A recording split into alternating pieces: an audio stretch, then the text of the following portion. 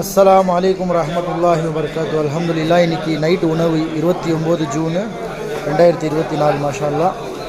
Dosa, white rice, மாஷா அல்லாஹ், idiyappam, sambar, chicken kurma, ஈரல், सालन, vegetable korma और अल्हम्दुलिल्लाह रसम, स्वीट माशाअल्लाह, चटनी, वालपलम अल्हम्दुलिल्लाह.